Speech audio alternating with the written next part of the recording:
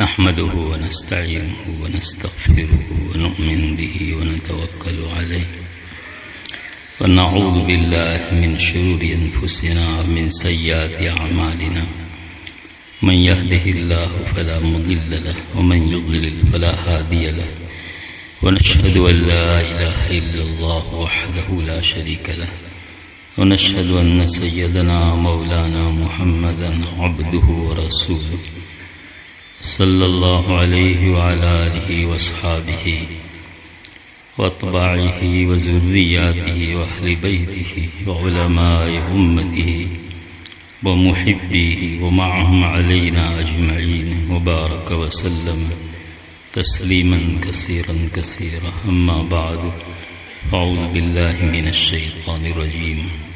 بسم الله الرحمن الرحيم. ولولا نفر من كل فرقة منهم طائفة ليتفقهوا في الدين ولينذروا قومهم إذا رجعوا إليهم لعلهم يحذرون. وقال تعالى إنا نحن نزلنا الذكر وإنا له لحافظون. وقال النبي صلى الله عليه وسلم خيركم من تعلم القرآن وعلمه. صدق الله مولانا العظيم وصدق رسوله النبي الحبيب الكريم ونحن على ذلك لمن الشاهدين والشاكرين والحمد لله رب العالمين. محترم بھائیو، بزرگوں، عزیز دوستو، آج کا یہ اجلاس بہت ہی اہمیت کا حامل ہے، جس میں جامعہ دارالاحسان نے اپنے یہاں تکمیل دور حدیث کی بنیاد جو رکھی تھی وہ برابر ہوئی، اور اللہ پاک کے فضل سے تقریباً 20 فضلائے کرام اس وقت سند فراغت حاصل کر رہے ہیں. یہ پہلا اور بہت ہی سنہرا موقع ہے. ہم اس پر جامعہ کو، جامعہ کے منتظمین محتممین کو اور متوسلین کو، اساتذہ کرام کو، فضلاء کو اور پوری جامعہ برادری کو مبارکباد پیش کرتے ہیں. ان حضرات کی فراغت یہ پوری امت کے حق میں بابرکت ہو، اور یہ لوگ ایک جذبہ، حوصلہ لے کر، ہمت لے کر اور اس جذبے کے ساتھ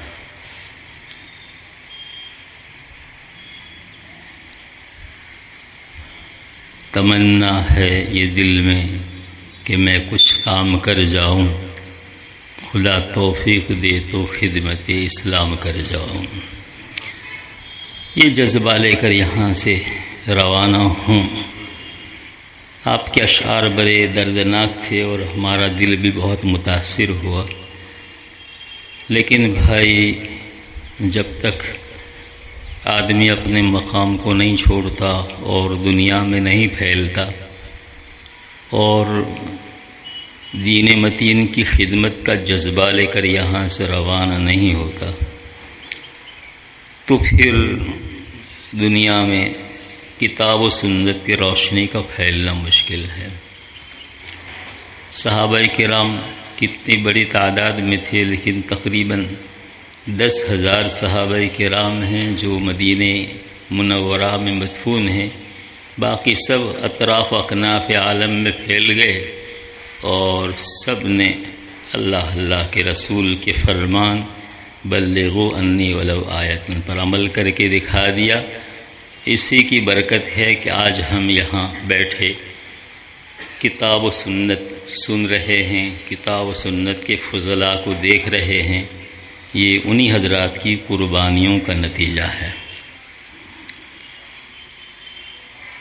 میں نے آیت کریمہ تلاوت کی ہے جس کا خلاصہ یہی ہے، اللہ پاک یہی فرماتے ہیں کہ ایسا کیوں نہیں کر لیتے کہ ہر گروہ سے، ہر فرقہ سے، ہر فرقے سے، ہر خاندان سے ایک چھوٹی جماعت اپنے یہاں سے سفر کرے اور مراکز دینیہ کا رخ کرے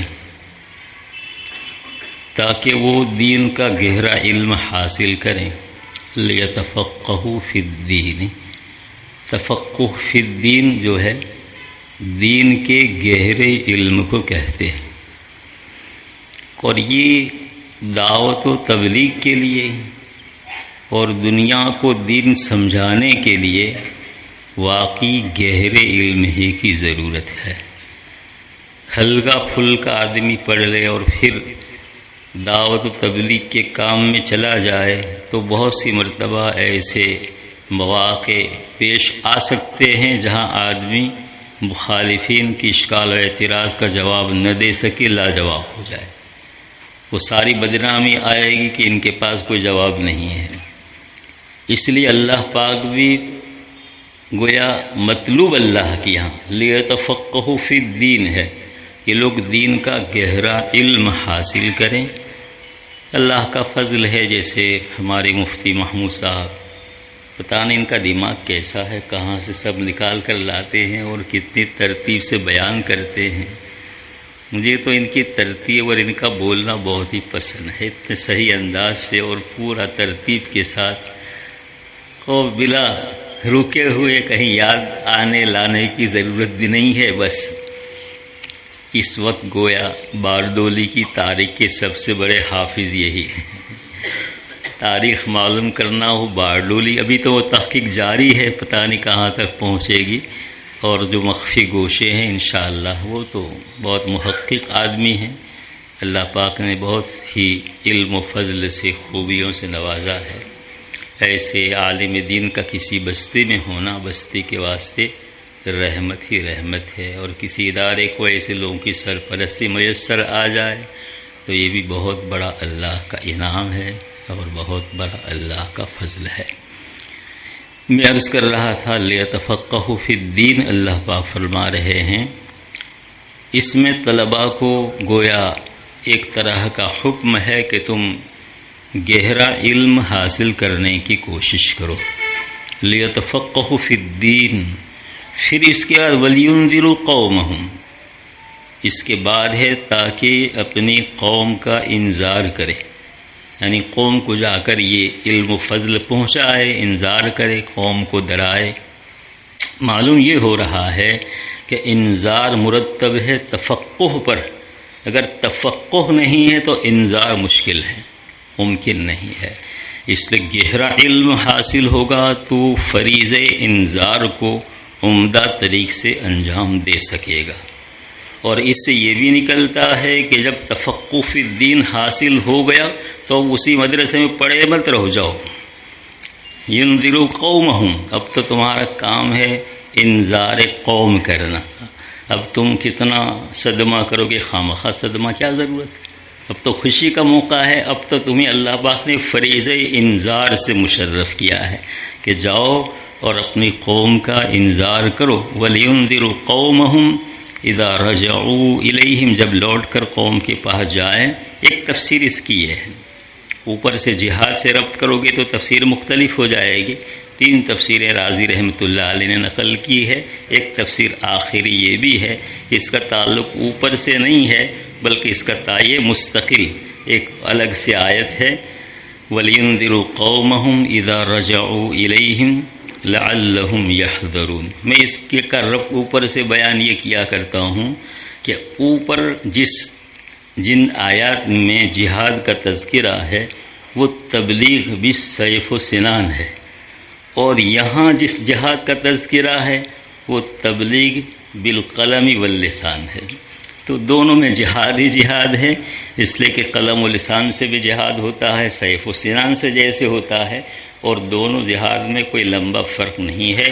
قلم اور جو ہے لسان جو ہے انقلاب پیدا کرتی ہے۔ دنیا میں جتنے انقلاب آئے ہیں وہ ایسے واقعہ تھے، خطبہ تھے جنہوں نے قوم کے واسطے خطبے دیے، مثلا جنگ آزادی کے لیے خطابات ہوئے، اور پھر اس کے بعد اس پر مضمون لکھے گئے۔ قلم و لسان دونوں کا استعمال انقلاب پیدا کرتا ہے اور قوموں کی تقدیر کو بدل دیتا ہے۔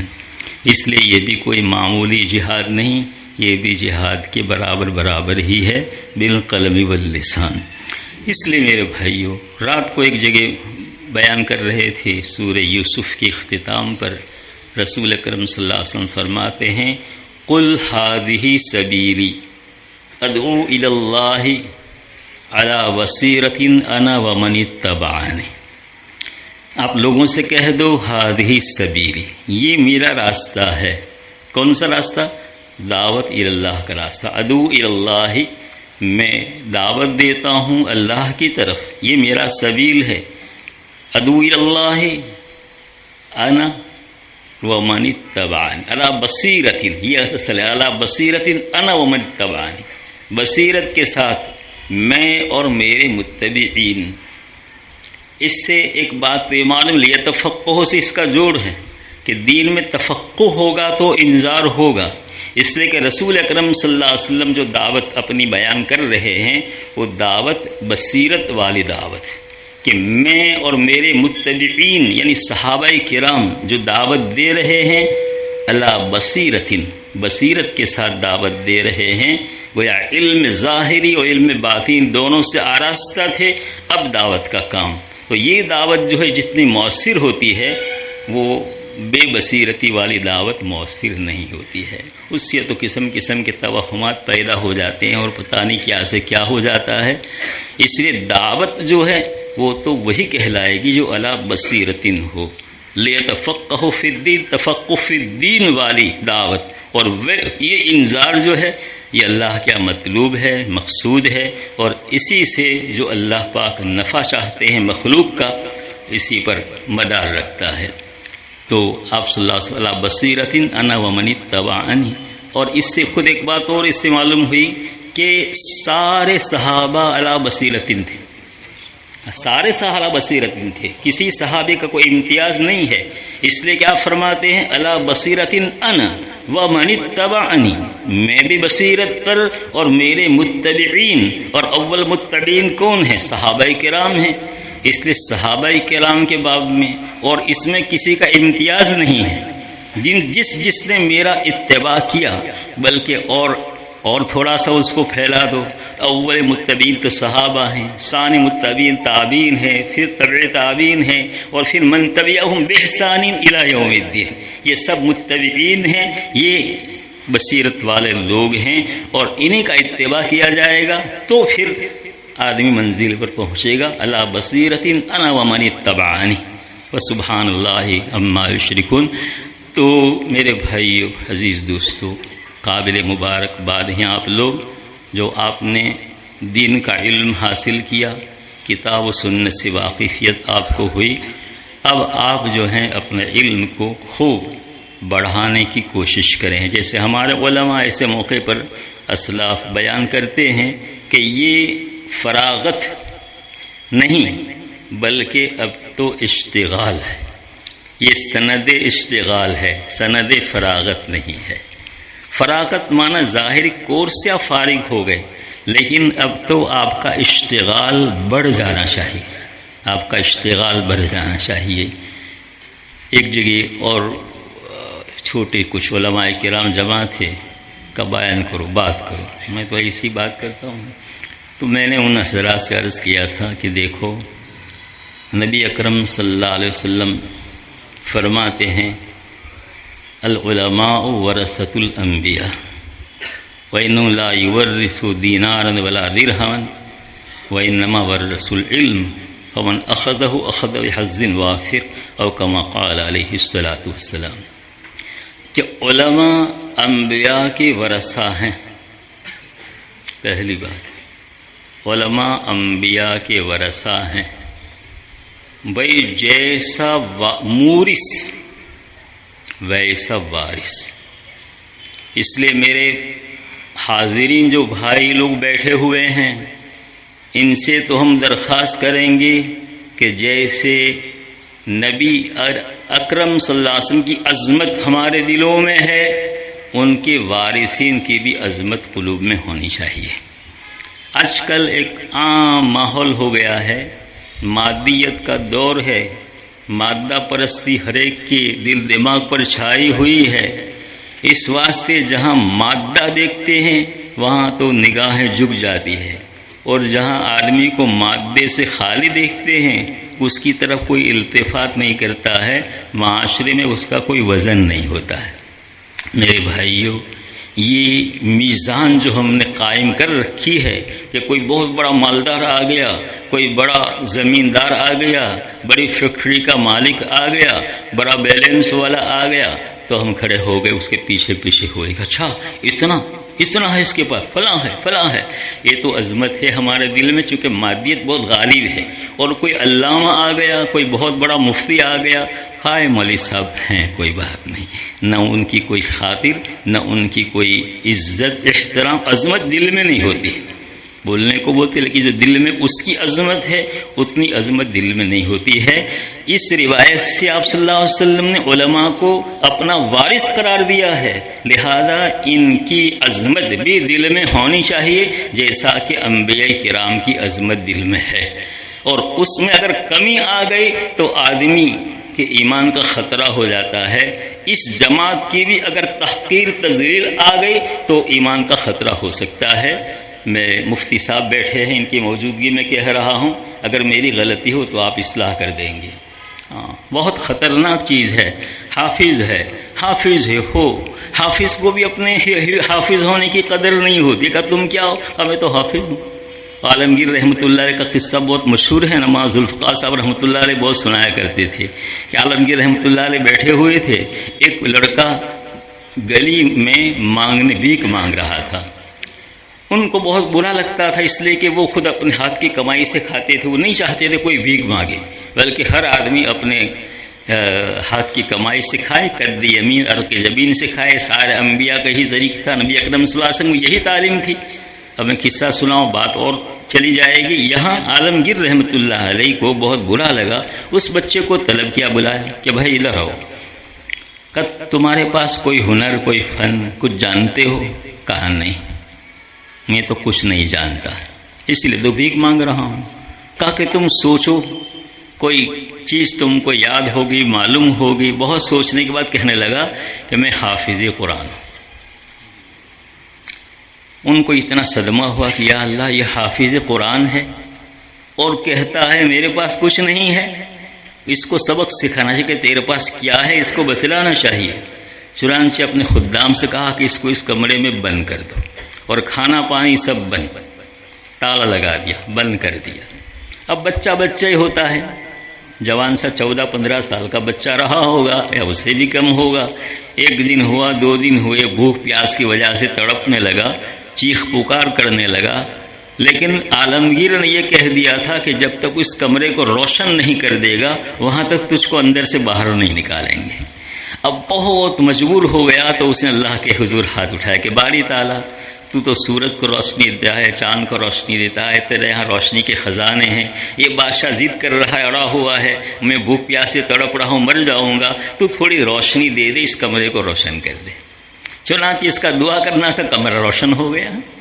جو خدام تھے وہاں بیٹھے ہوئے دوڑے ہوئے بادشاہ کے پاس گئے کہ بادشاہ سلامت چلو، وہ کمرہ روشن ہو گیا ہے۔ وہ آیا، بادشاہ سلامت آئے، اس کا کمرہ کھولا، اس کو سینے سے لگایا اور کھانا پانی پیش کیا، اور بادشاہ بھی اس کے ساتھ بیٹھ کر کھانے لگا۔ بادشاہ کہنے لگا کہ بیٹے، جب سے میں نے تجھ کو بند کیا ہے میں نے بھی کچھ کھایا پیا نہیں، میں نے بھی کچھ کھایا پیا نہیں ہے۔ میں تجھ کو تیرے سینے میں قرآن ہے اس کی عظمت کو سمجھانا چاہتا تھا کہ کیسا نور تیرے دل میں بھرا ہوا ہے، اور تو کہتا ہے مجھے کچھ نہیں آتا، میرے پاس کچھ نہیں ہے۔ بس میں آج تیرے ساتھ کھانا کھاؤں، جتنے دن ہوئے ہیں آج تیرے ساتھ میں بھی کھانا کھا رہا ہوں، تو بھی کھانا کھا لے، اور اب کبھی اس کی ہمت نہ کرنا تو کہے میرے پاس کچھ نہیں۔ تیرے پاس ایسی دولت ہے جو تاریکیوں کو روشنی تاریکی میں روشنی پھیلا سکتی ہے، ایسی دولت تیرے پاس موجود ہے۔ میرے بھائیوں، ان حفاظ کے پاس ایسی دولت موجود ہے، اور حفاظ کے پاس تو قرآن ہے، اللہ کا کلام ہے، اللہ سراپا نور، تو ان کا کلام بھی سراپا نور ہے۔ ایک ادنا مومن کے دل میں جو ایمان ہے، ادنا مومن کے دل میں جو ایمان ہے، ساوی کی حاشیے میں لکھا ہوا ہے، وہ ایمان ہے جو ادنا مومن کے دل میں ہے، وہ اتنا روشن ہے کہ اللہ اس کو دنیا میں ظاہر کر دے تو مشرق اور مغرب کو روشن کرنے کے واسطے کافی ہو جائے۔ اتنا زبردست نور ایمان ہر مومن کے دل میں موجود ہے، تو پھر قرآن کے نور کا کیا کہنا؟ جب ان کے والدین کو نور کا تاج، وہاں اسی نور کا ظہور ہوگا، تاج پہنایا جائے گا، اور پتہ نہیں لوگ اس پر رش کریں گے، اور حافظ قرآن کا تو مقام ہی کیا ہوگا، اور پھر عالم دین کا تو اور کیا مقام ہوگا جس نے سارے کتاب و سنت کو سمجھ کے پڑھ لیا ہے۔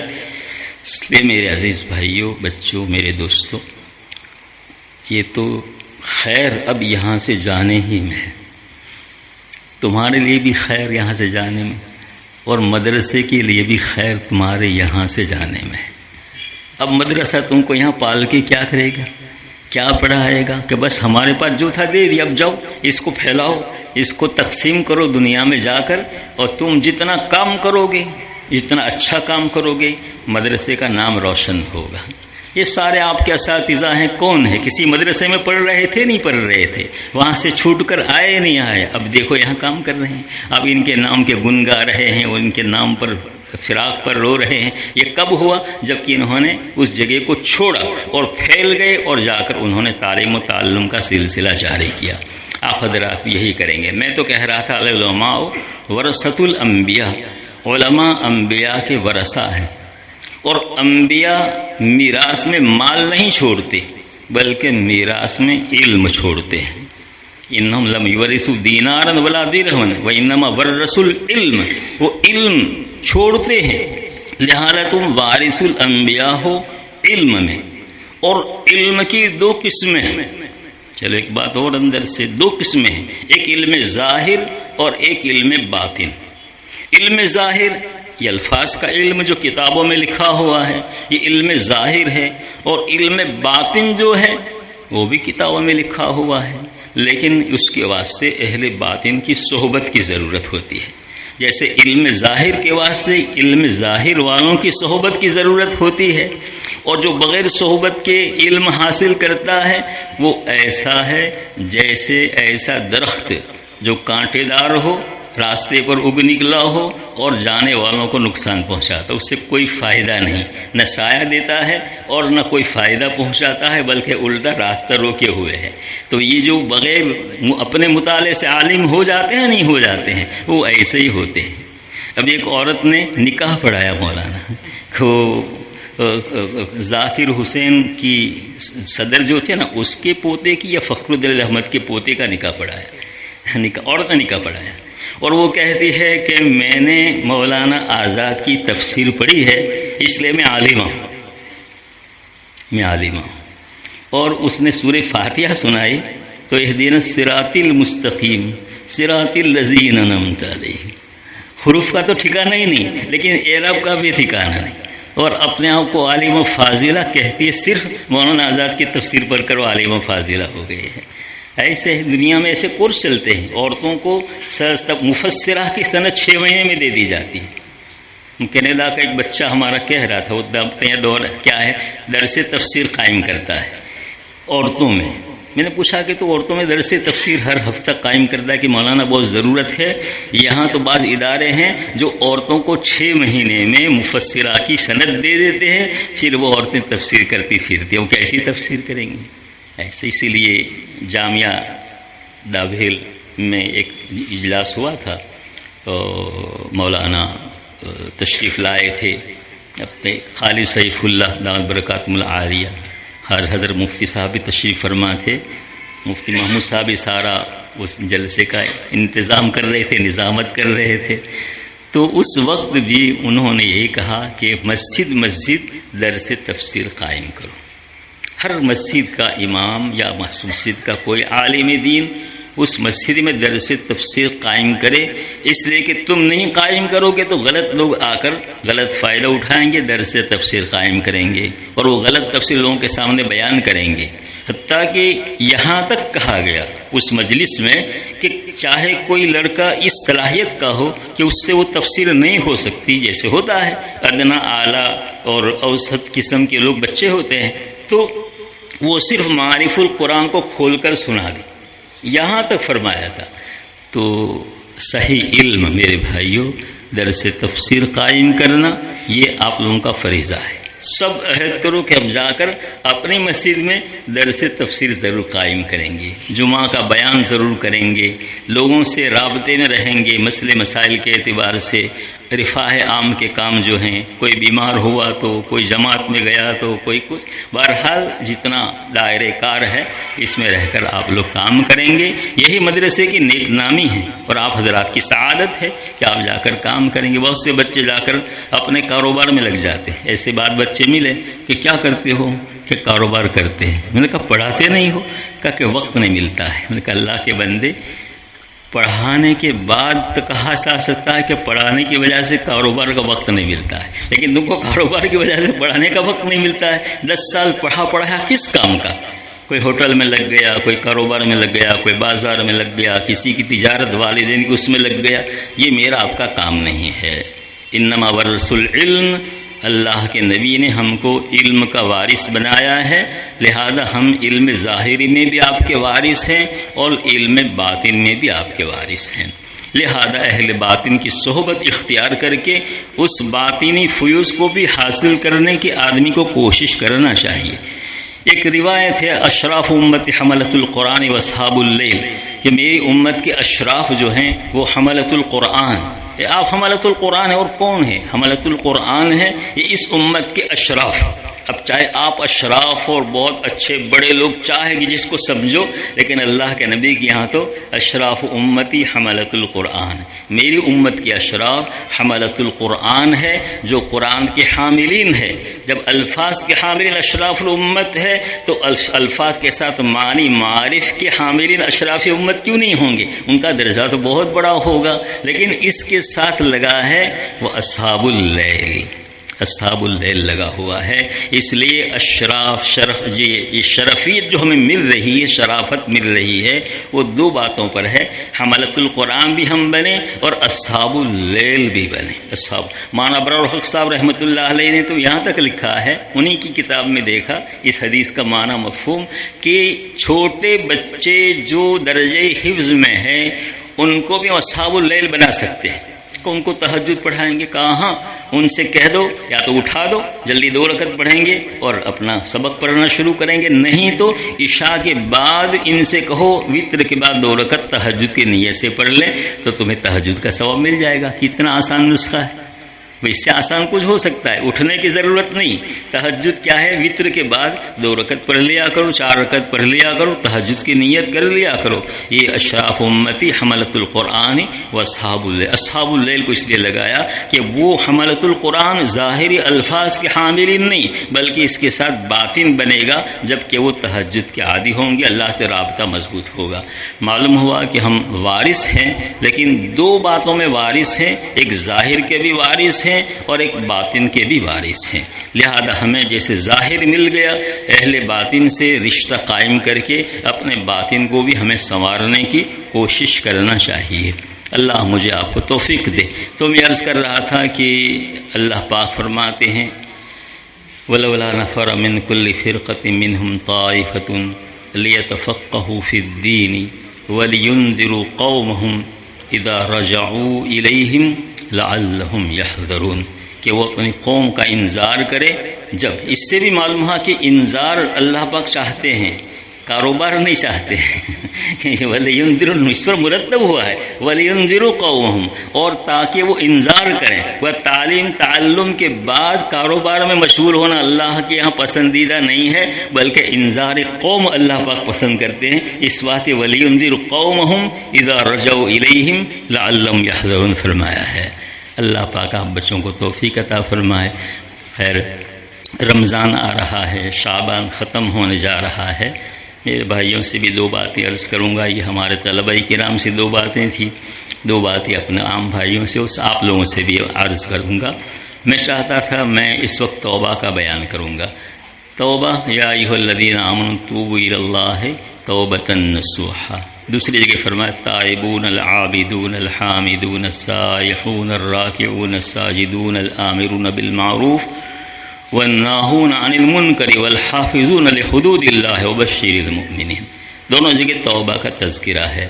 اللہ پاک چاہتے ہیں کہ سچی پکی توبہ کرو. دیکھو اس سے ایک بات معلوم یہ ہوتی ہے کہ گناہ کا ہو جانا برا نہیں ہے. اللہ پاک نے یہ نہیں کہا کہ گناہ مت کرو، یہ نہیں کہا، بلکہ توبہ کرو. کیا مطلب؟ یعنی گناہ ہو گیا لیکن اس کو ایسے مت چھوڑو بلکہ توبہ کرو. اور اللہ پاک کو معلوم ہے انسانی فطرت کہ یہ رک نہیں سکتے ہیں، گناہ تو سب سے ہوگا ہی. گناہ کس سے نہیں ہوتا؟ نبی معصوم ہوتا ہے، باقی نبی کے سوا سب جو ہے وہ ارتکاب گناہ کا سب سے ہوتا ہی ہے، کچھ نہ کچھ ہو جاتا ہے. صحابہ کرام سے بھی ہوا ہے. آپ کہیں صحابہ کرام سے گناہ ہوئے ہیں؟ کہاں صحابہ کرام سے گناہ ہوئے ہیں، لیکن وہ گناہ جو ہوئے ہیں وہ امت کی رہبری کے لیے ہوئے ہیں. یہ بھی ایک مستخصر مضمون ہے، نکتے کی بات ہے کہ ہماری شریعت جو ہے کل پریکٹیکل ہے. فعلاً آپ نے سارے کام سکھائے، وضو کرنا سکھایا، نماز پڑھنا سکھایا، روزہ خود رکھ کے سکھایا، اعتکاف خود کر کے سکھایا، اور سب چیزیں صلوا کما رأیتمونی اصلی فرمایا. تو حج کر کے دکھایا، زکوٰۃ اور صدقات دے کر آپ نے دکھایا. تو نبی اکرم صلی اللہ علیہ وسلم نے ساری شریعت کو پریکٹیکل مجھے آپ کو دکھایا اور امت تک پہنچایا. اب بعض امور ایسے تھے جو نبی کی ذات پر جس کا اجرا نہیں ہو سکتا تھا نبی کی عصمت کی وجہ سے، کہ نبی تو معصوم ہوتے ہیں. اب ظاہر بات ہے امت کو دکھانا ہے کہ اگر کسی سے زنا ہو جائے تو اس کی سزا کیسے نافذ کی جائے گی، اس کو کوڑے کیسے لگیں گے، اس کو سنسار کیسے کیا جائے گا. تب نبی تو معصوم ہوتے ہیں، نبی سے زنا کا صدور تو نہیں ہو سکتا. تو اب امت پر اللہ پاک نے امت سے زنا صادر کرا ہے، اور کرا کر اللہ کے رسول کے سامنے اس کی سزا کو اللہ کے رسول نے نافذ کر کے دکھایا، تاکہ آئندہ کوئی اختلاف اس مسئلے میں نہ رہے. کوئی کہے کہ سنسار نہیں، پھر اس طرح کیا جائے گا، یوں کیا جائے گا، وہ کیا جائے گا. نہیں، آپ صلی اللہ علیہ وسلم نے سزا کو نافذ کر کے دکھا دیا. اس لیے صحابہ کرام سے بھی گناہ ہوئے ہیں، لیکن وہ ایک خاص مصلحت کے تحت ہوئے ہیں تاکہ امت کے سامنے دین جو ہے وہ پریکٹیکل آ جائے. اس لیے ایک عورت جو زانیہ تھی اس کو سنسار کیا جا رہا تھا، مرأت غامدیہ. تو ایک صحابی کے منہ سے کوئی نازیبہ کلمات نکل گئے. ان کی پتھر لگنے کی وجہ سے ان کے کپڑوں پر خون کا چھینٹا اڑ گیا، تو ان سے نازیبہ کلمہ نکل گیا. رسول اکرم صلی اللہ علیہ وسلم تک پہنچ گئی بات کہ فلاں صحابی فلاں نام کے یہ کہہ رہے ہیں. رسول اکرم صلی اللہ علیہ وسلم بڑا افسوس کا اظہار فرمایا اور ان کو بلا کر فرمایا کہ تم کیا سمجھتے ہو، اس نے ایسی توبہ کی ہے کہ اگر کل مدینے پر تقسیم کر دیا جائے تو کل مدینے کی مغفرت کے واسطے کافی ہو سکتی ہے. یہ ایسی توبہ. اور اس سے ایک مسئلہ اور بعض حضرات نے نقل کیا ہے کہ اللہ پاک بعضوں کو گناہ کے راستے سے جنت میں پہنچا دیتے ہیں، بعضوں کو گناہ کے راستے سے جنت میں پہنچا دیتے ہیں. دیکھو یہ راستہ گناہ کا ہے نہیں ہے، زنا سے بڑھ کر گناہ کیا ہے، لیکن ندامت اور توبہ کی توفیق دی، اور ایسی توبہ کی کہ سارے مدینے کی مغفرت کے واسطے کافی ہو سکتی ہے. اس لیے میرے بھائیوں ایک بات اور سمجھ میں آتی ہے کہ کسی گناہ گار کو دیکھ کر بھی آدمی اس کی تحقیر، اس کو حقیر نہ سمجھے. کیا پتہ اللہ پاک کسی گناہ کے راستے سے اس کو ایسی توبہ کی توفیق دے دیں اور ایسی ندامت عطا فرما دے جو ہماری 1000 طاعتوں پر قربان ہو جائے، ہماری طاعتیں اس پر قربان ہو جائے، ایسی توبہ کی توفیق دے دے. اس لیے میرے بھائیوں اپنے آپ کو کچھ نیک صالح سمجھ لینا، اور کسی سے کچھ گناہ نظر آیا، میں تو کہتا ہوں چاہے اپنی آنکھوں سے دیکھو، زنا کر رہا ہے، شراب پی رہا ہے، کچھ کر رہا ہے، لیکن اس کی حقارت طبیعت میں نہیں آنی چاہیے۔ فعل تو برا ہے لیکن وہ بندہ برا نہیں ہے، اللہ کب کس کو کیا توفیق دے دے اور کہاں سے کہاں پہنچا دے۔ فضیل ابن عیاض رحمۃ اللہ علیہ کتنے بڑے ڈاکو تھے، لیکن اللہ پاک نے توفیق دی، کہاں سے کہاں پہنچے، وہ سرخیل اولیاء ہو گئے۔ اس لیے گناہ گار کو حقیر نہیں سمجھنا چاہیے۔ تو میں تو عرض کر رہا تھا کہ توبہ گناہوں سے ہوگی، اور گناہ سب سے ہوتے ہیں، اور کوئی دعویٰ نہیں کر سکتا کہ میں گناہ گار نہیں ہوں، میں گناہ، ایسا کوئی دعویٰ کر ہی نہیں سکتا ہے۔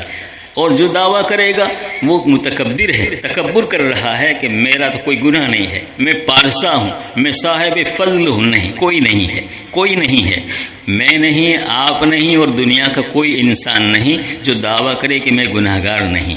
سب سے گناہ ہوتے ہیں، اس لیے اللہ پاک نے ہم کو اس کا مکلف نہیں کیا کہ گناہ تم سے ہونا ہی نہیں چاہیے، اس کا مکلف نہیں۔ لا یکلف اللہ نفسا الا وسعها، اللہ پاک تو وسعت کے مطابق آدمی کو مکلف کرتے ہیں، اس لیے اللہ نے اس کا تو مکلف نہیں کیا کہ گناہ بالکل نہیں ہونا چاہیے، بلکہ اس کا مکلف کیا کہ گناہ ہو جائے تو توبہ کر لیا کرو، توبہ کر لیا کرو، چاہے دن میں 70 مرتبہ توبہ ٹوٹ جائے تو 70 مرتبہ توبہ کر لیا کرو۔ یعنی اللہ بہت ارحم الراحمین غفور الرحیم ہے، وہاں ہزاروں ماؤں کی ممتائیں وہاں قربان، اور ہزاروں باپ کی شفقتیں وہاں قربان۔ اللہ جیسا رحمان الرحیم اور رحم الراحمین کوئی ہے ہی نہیں، اس لیے بندوں کی ساتھ شفقت کا معاملہ کرتے فرمایا یا ایھا الذین آمنوا توبوا الی اللہ توبۃ نصوحا، اے ایمان والو تم سے گناہ تو ہوں گے، اس لیے کہ یہ ایک سب کی فطرت میں کچھ نہ کچھ رکھا ہوا ہے۔ ہاں کچھ برا دیکھو گے، برا سنو گے، برا بولو گے، کسی کا کچھ کر لو گے، کسی کے پر کوئی ظلم و زیادتی ہو جائے گی، تو تم کیا کرو، سچی پکی توبہ کرو۔ حقوق العباد ہیں تو اس کو ادا کر دو، اس سے معافی تلافی کر لو، اور حقوق اللہ ہیں تو تم کیا کرو، اس سے توبہ کرو۔ توبہ کرنے کا حکم کیوں دیا بچوں، میرے بھائیوں؟ اس واسطے دیا کہ جب آدمی گناہ کرتا ہے نا تو ایک سیاہ نقطہ قلب میں لگ جاتا ہے، پھر توبہ نہیں کرتا، پھر دوسرا گناہ کرتا ہے، دوسرا لگ جاتا ہے۔ مشہور حدیث ہے نہیں ہے؟ اور گناہ کرتے کرتے کرتے وہ توبہ نہیں کرتا تو پورا دل سیاہ ہو جاتا ہے، اور حق بات کو قبول کرنے کی صلاحیت اس میں سے ختم ہو جاتی ہے۔ یہ سمجھ لو اس کے ایمان تک کا خطرہ ہو جاتا ہے۔ اس لیے اللہ پاک فرماتے ہیں کہ ایمان والو توبہ کرو، توبہ کر لیا کرو جب تم سے گناہ ہو جائے۔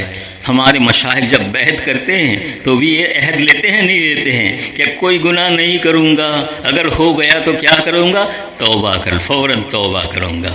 تو اللہ پاک یہ اسی سے ماخوذ ہے، اللہ پاک بھی فرماتے ہیں کہ اہل ایمان تم سے گناہ تو ہو ہی جائے گا، اس لیے میں نہیں کہتا گناہ مت کرنا، ہو گیا تو پھر کیا کرنا، توبہ کر لینا۔ لیکن توبہ کیسی کرنا، توبتاً نصوحا، توبتاً نصوحا کرنا۔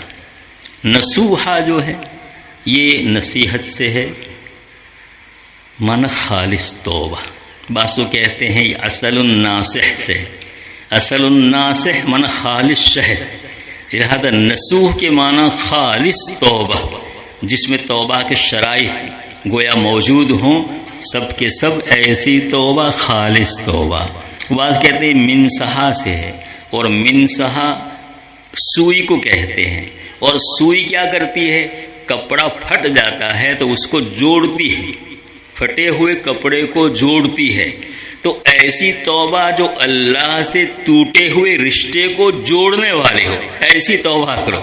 تو توبہ جو ہے بندے کا رشتہ گناہ کرنے سے اللہ پاک سے ٹوٹ جاتا ہے، جب توبہ کر لیتا ہے وہ رشتہ جڑ جاتا ہے، اور اللہ پاک اتنے خوش ہوتے ہیں، توبہ کرتا ہے بندہ اتنا خوش ہوتے ہیں، یہاں تک کہہ دیا آپ صلی اللہ علیہ وسلم نے التائب من الذنب کمن لا ذنب لہ، گناہ سے توبہ کرنے والا ایسا ہے جیسا اس نے گناہ کیا ہی نہیں، ایسا یعنی فرشتوں کو بھی بھلا دیتے ہیں، اللہ پاک فرشتوں کو بھی وہ گناہ بھلا دیتے ہیں. جس نے گناہ لکھا تھا جب توبہ کر لے گناہ کو مٹا دیتے ہیں اور مٹا کر ان فرشتوں کو بھی بلا دیتے ہیں جنہوں نے اس گناہ کو لکھا تھا. اتنی اچھی اتنی زیادہ اللہ پاک ہماری عزت آبرو کی صیانت و حفاظت کرتے ہیں تاکہ فرشتوں کے دل میں بھی میرے بندے کی تحقیر نہ رہے. اتنا اللہ پاک کر دیتے ہیں معاملہ.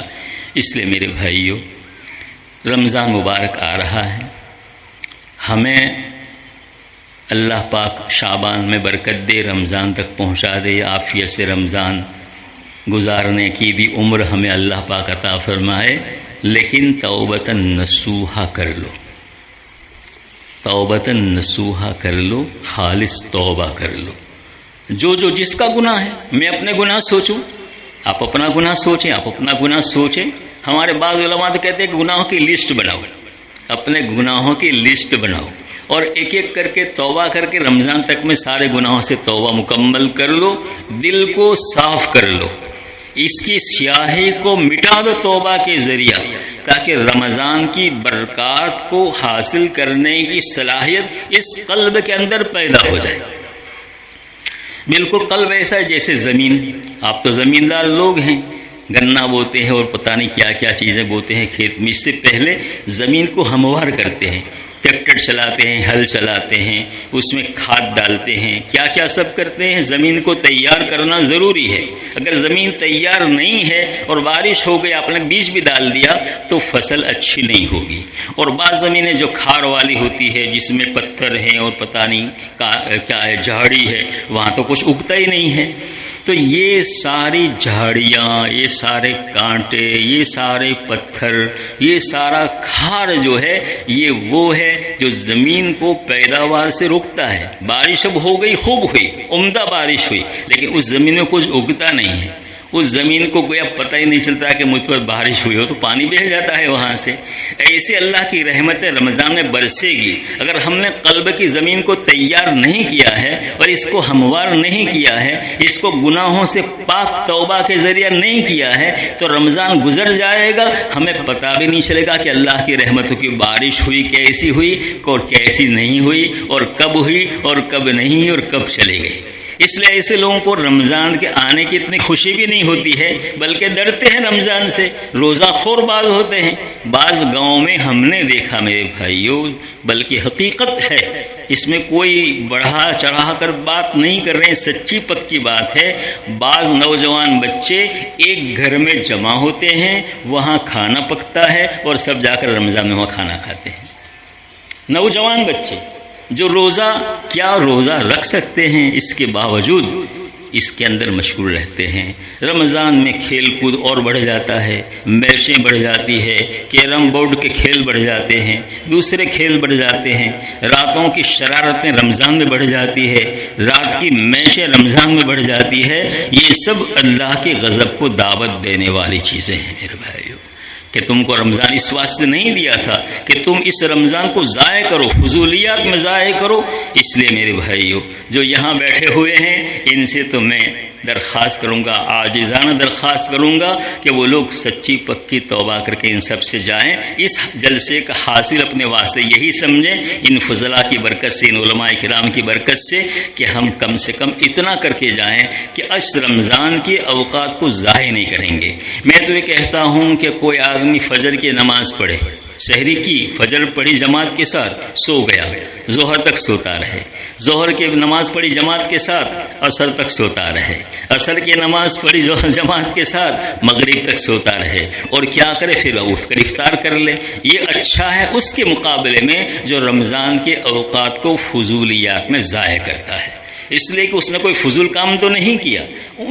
سونا جو ہے وہ تو کوئی گناہ کا کام نہیں ہے، وہ اس کو کوئی ثواب نہیں ملے گا تلاوت ذکر و فکر کا، لیکن گناہ تو نہیں ہوگا، اللہ کی لعنت کا مستحق تو نہیں ہوگا. لیکن وہ لوگ جو یا تو روزہ رکھتے نہیں ہیں یا رکھتے ہیں اور پھر گپ شپ کرتے رہتے ہیں، کھیل کود میں لگے رہتے ہیں اور رمضان کی راتوں کو ضائع کرتے ہیں. بہت سے لوگ وہ ہیں میرے بھائیو، ہمارے نوجوان بچوں میں وہ ہیں جو یا تو تراویح پڑھتے نہیں ہیں، فجر عشاء کی نماز ہو گئی سب بھاگ جاتے ہیں. کیا کرتے ہیں؟ ہوٹلوں پر بیٹھتے ہیں، چوراہوں پر بیٹھتے ہیں، کوئی مجلس بنتی ہے، گاڑی لے کر کہیں اچھی جگہ پر کھانا کھانے کے لیے جاتے ہیں، یہ ہمارا رمضان ہوتا ہے، یہ ہم رمضان مناتے ہیں، ایک تہوار مناتے ہیں جیسے۔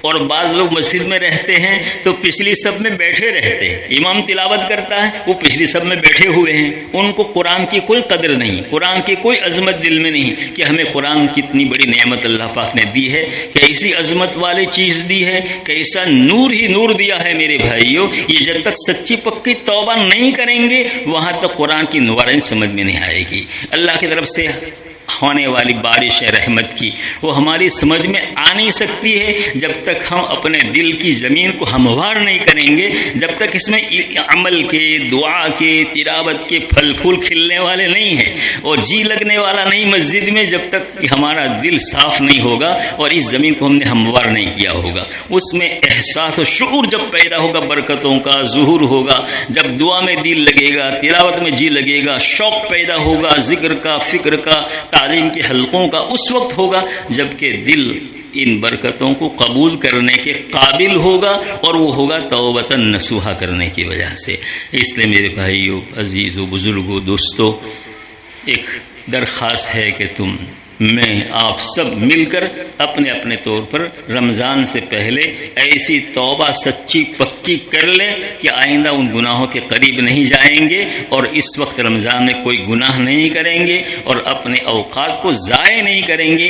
ایک ایک منٹ بڑا قیمتی ہے، ایک فرض کا 70 فرض کے برابر ثواب ملتا ہے، اللہ اکبر، اور 70 فرض کو 27 میں، جماعت کی نماز میں 27 گنا ثواب عام ملتا ہے، تو 70 گنیا 7 کر لو، کیا 27 کر لو، کہاں تک معاملہ پہنچے گا؟ ایک ایک نماز کا اتنا بڑا ثواب۔ اب اتنی نمازیں تو ہم تھوڑے پڑھ سکتے ہیں، لیکن یہاں بیٹھے بیٹھے ایک عمل کا 70، ایک نفل کا فرض کے برابر ثواب ملتا ہے۔ تو نیکیوں کا موسم ہے، یہ تو لوٹنے کا موسم ہے۔ تاجر ہوتے ہی نہیں ہوتے، موسم میں پاگل ہو جاتے ہیں اور ان کو فرصت نہیں ملتی ہے۔ تو یہ موسم نیکیوں کا ہے، اس میں آخرت کے تاجروں کو پاگل ہو جانا چاہیے، ان کو فرصت نہیں ملنی چاہیے، اور ان کو جو ہے کسی کام کی نوبت نہیں آنی چاہیے۔ بیپاری تھوڑا بیپار کم کر دے۔ شیخ رحمۃ اللہ نے لکھا ہے فضائل اعمال میں کہ اس وقت جو کاشتکار ہیں وہ تھوڑی کاشتکاری اپنی کم کر دے، مزدوروں سے کام لے لے، بیپاری ہے تو دکان کے کیا ہے اوقات کو تھوڑا کم کر دے، اور اللہ کی یاد میں، اللہ کے ذکر میں، فکر میں، تلاوت میں، دعاؤں میں، نمازوں میں پورا اپنا اوقات ہمیں صرف کرنا چاہیے۔ اللہ مجھے آپ کو سب کو اس کی توفیق عطا فرمائے۔ میرے بھائیو، جس پر توبہ کا دروازہ کھل گیا نا، اس پر خیر کا دروازہ کھل گیا۔ یہ کہا جاتا ہے کہ جس کو توبہ کی، ہم نبی اکرم صلی اللہ علیہ وسلم ایک ایک مجلس میں 70 100 مرتبہ استغفار کرتے تھے۔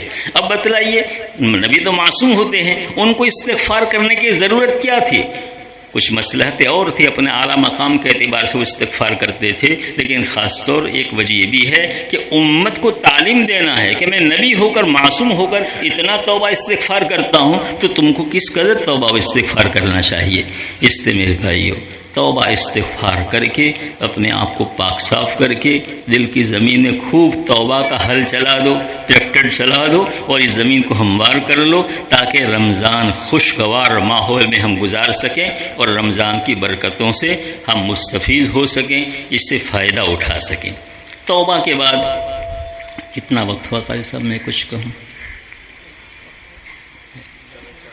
پون گھنٹہ ہو گیا، تو بس پون گھنٹے سے زیادہ تو بات بھی نہیں کرنی چاہیے۔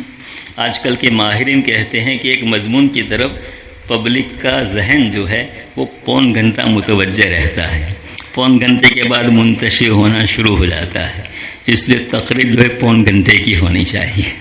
اس لیے میں بھی اگر اس پر عمل کر لوں، وقت یعنی بجا کتنا ہے؟ 11:40 ہو گئے، تو اب ان کو کھانا بھی کھلانا ہوگا، تو اچھا ہے۔ تو دوسری آیت کا صرف ترجمہ کر کے میں ختم کر دیتا ہوں۔ دوسری آیت میں نے پڑھی تھی، اس میں التائبون العابدون الحامدون السائحون الراکعون الساجدون الآمرون بالمعروف والناہون عن المنکر والحافظون لحدود اللہ۔ اس کا تعلق بھی جیسے لیے تفقہ فی الدین سے قدرے نکل سکتا ہے۔ یہ اللہ تبارک و تعالی نے صحابہ کرام کی صفات کو ذکر کیا ہے، اس میں سب سے پہلی صفت التائبون، وہ توبہ کرنے والے ہیں.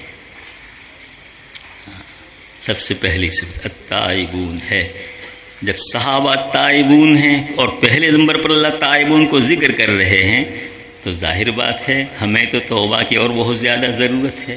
التائبون وہ توبہ کرنے والے ہیں. ان کی صفت یہ ہے کہ جب گناہ ہوا توبہ، جب ہوا توبہ، تو ہوتا ہی رہتا ہے، سب سے کچھ نہ کچھ تو ہوتا ہی ہے. تو توبہ کا دروازہ ان پر اللہ پاک نے کھول دیا تھا، وہ توبہ کرتے تھے. اس کے بعد تائبون العابدون، توبہ کرنے کے بعد ہی عبادت کا دروازہ کھلتا ہے. عبدیت آدمی میں پیدا ہوتی ہے توبہ کرنے کی وجہ سے، اس لیے کہ توبہ میں عاجزی ندامت کے سوا کچھ ہے ہی نہیں. التوبۃ الندم یا الندامہ، توبہ ندامت کا نام ہے. تو آدمی توبہ کرے گا وہی جس کو اپنے گناہوں پر ندامت ہوگی. تو توبہ ندامت کا نام ہے. لہذا تائبون جو ہے وہ عابدون ہوں گے، ان میں صفت عبدیت پیدا ہوگی، اس لیے دوسرے نمبر پر العابدون ہے. التائبون العامدون الحامدون. اور جب عبدیت پیدا ہو گئی تو اللہ کی نعمتوں کا استحضار ہوگا اور اللہ کی وہ حمد بیان کریں گے. اس لیے کہ آدمی اپنے آپ کو حقیر سمجھے گا، ذلیل سمجھے گا، فقیر سمجھے گا. اب ایسا آدمی جب کوئی ذرا سی نعمت مل گئی اس کو بہت سمجھے گا کہ ہو میرے اللہ نے میرے ساتھ یہ معاملہ کیا، میرے اللہ نے میرے ساتھ یہ معاملہ کیا. تو توبہ کے بعد دروازہ عبدیت کا کھلتا ہے اور عبدیت کی وجہ سے پیدا ہوتی ہے حمد پیدا ہوتی ہے. اس لیے تیسرے نمبر پر الحامدون کو بیان کیا ہے. التائبون العامدون الحامدون السائحون، من روزہ رکھنے والے ہیں. اب روزے کی کیفیت پیدا ہوگی حمد کے بعد کہ جب اللہ پاک نے اتنا انعام و اکرام کیا تو مجھے اللہ کے واسطے روزہ رکھنا چاہیے. ویسے سائحون کے معنی سیاحت کرنے والے، لیکن سیاحت امتی الصوم الصیام، میری امت کی سیاحت جو ہے وہ روزہ ہے. اس لیے کہ سیاحت میں آدمی ایک منزل سے دوسری منزل، پھر آگے آگے بڑھتا بڑھتا چلا جاتا ہے، منزل مقصور پہنچتا ہے. تو روزہ بھی جو ہے وہ روحانی منزلوں کو طے کرنے کا بہت عمدہ ذریعہ ہے. اس سے بندہ اللہ کے قریب پہنچ جاتا ہے، اللہ کے نزدیک پہنچ جاتا ہے. اس لیے اللہ پاک فرماتا ہے الصوم لی وانا اجزی بہ، روزہ میرے واسطے خاص ہے. ایسا مت کرو، ویڈیو مت کرو. ہاں کوئی بھی ویڈیو نہ کرے بھائی، اس سے بہت الرجی ہے. ہاں سنو، ٹیپ کرو، کوئی حرج نہیں ہے، لیکن ویڈیو مت کرنا. جی کچھ فون تم نے ایسے اونچا رکھا، میں نے سمجھ لیا، معاف کرنا. جی اچھا. تو وہ عابدون سائحون، اس کا ترجمہ روزہ رکھنے والوں سے کیا جاتا ہے، اس لیے کہ وہ بھی سیاحت کرتے ہیں اور وہ معنوی سیاحت ہوتی ہے جو آدمی کو اللہ تک پہنچا دیتی ہے. اور اسی لیے اللہ پاک فرماتے صوم لی وانا اجزی بہ. صلاۃ کے باب میں نہیں فرمایا، روزے کے باب میں، زکوٰۃ کے باب میں نہیں فرمایا، حج کے باب میں نہیں فرمایا، الحج لی ونجزی بہ نہیں، بلکہ صوم لی ونجزی بہ. روزہ میرے واسطے خالص ہے اور میں خود اس کا بدلہ دوں گا. اور جیسا بدلہ دینے والا ویسا بدلہ. بھائی اللہ بدلہ دیں گے تو پھر اس کا بدلہ کیا ہوگا؟ اور اس طرح بھی اس کی وضاحت ہوتی ہے انما یوفی الصابرون اجرهم بغیر حساب. اس لیے کہ روزہ عبارت صبر سے ہے. اس میں تین جو انسان کی اہم میں مرغوبات سے ہے اور بالکل ارغب چیزیں انسان کی ہے، ان چیزوں کو چھوڑنا پڑتا ہے. اس سے آدمی رکتا بچتا ہے. تو اللہ پاک کو ادا اتنی پسند آتی ہے کہ اللہ پاک فرماتے ہیں کہ روزہ میرے واسطے ہے اور میں خود اس کا بدلہ دوں گا. اور انما یوفی الصابرون اجرهم بغیر حساب، صبر کرنے والوں کو اجر بے حساب ملے گا. یہ بے حساب اجر یہ ہے کہ اللہ پاک نے نہیں فرمایا کہ میں ایک روزے کا 10 گنا ثواب دوں گا، 20 گنا ثواب دوں گا، نہیں، بلکہ اس کو کیا ہے محذوف رکھا ہے اس ثواب کو کہ میں بدلہ دوں گا. کیا دوں گا اس کی کوئی انتہا نہیں ہے. اس لیے سائحون، روزے سے آدمی کو جو ترقی ہوتی ہے وہ دوسری عبادت سے نہیں ہوتی ہے. السائحون الراکعون الساجدون. اس کے بعد ترتیب ہے کہ روزہ جب آسان ہو گیا تو نماز پڑھنا تو ایک دم آسان ہو جائے گا. لہذا الراکعون الساجدون اس کے بعد ہے. اچھا جب یہ صفات آدمی میں پیدا ہو گئی، التائبون العابدون الحامدون السائحون الراکعون الساجدون، یعنی اپنے آپ کو آدمی نے کامل مکمل کر لیا. دین کے اعتبار سے، تو اب الآمرون بالمعروف والناہون عن المنکر ہے، یعنی امر بالمعروف نہیں عن المنکر، جس میں دوسروں کی تکمیل ہے، یہ اپنی ذات میں کمال پیدا کرنے کے بعد ہے۔ اگر آدمی نے خود کمال پیدا نہیں کیا ہے، اس کو حق نہیں ہے کہ آمرون بالمعروف بنے اور ناہون عن المنکر بنے۔ اس لیے پہلے ان صفات کا تذکرہ ہے، جب آدمی ان صفات سے متصف ہو جائے گا تو پھر اس کو حق رہے گا کہ وہ کیا کرے، امر بالمعروف کرے اور نہیں عن المنکر کرے۔ الآمرون بالمعروف والناہون عن المنکر، اور ایسے لوگ جو امر بالمعروف کرتے ہیں اور نہیں عن المنکر کرتے ہیں، وہ اللہ کی حدود کی حفاظت کر، اللہ نے ان کے حوالے کر دیا کہ اب تم میرے دین کے محافظ بن جاؤ، میرے حدود کی تم حفاظت کرو۔ والحافظون لحدود اللہ وبشر المؤمنین، اور ایسے مومنین کو کیا دے دو، بشارت دے دو۔ تو ہمیں توبہ ضرور کرنا ہے، اور ان صفات سے آگے جو بیان کی ہے وہ توبہ کی برکت سے اللہ پاک وہ صفات عطا فرماتے ہیں۔ جب عطا فرما دی تو پھر بشارت ایسے لوگوں کے لیے ہے۔ اللہ پاک ہم کو ان بشارتوں کا مستحق بنائے، کہی سنی بات پر عمل کرنے کی توفیق عطا فرمائے، اور رمضان جو آ رہا ہے اس کو اگلے رمضانوں سے بہتر طریق پر گزارنے کی توفیق عطا فرمائے۔ وآخر دعوانا الحمدللہ رب العالمین، وصلی اللہ علی النبی الامی الکریم وعلی آلہ وصحبہ وسلم۔ اطلاع عرض یہ ہے کہ رفیق محترم حضرت مولانا ابراہیم صاحب کے بہنوئی کا آج آپریشن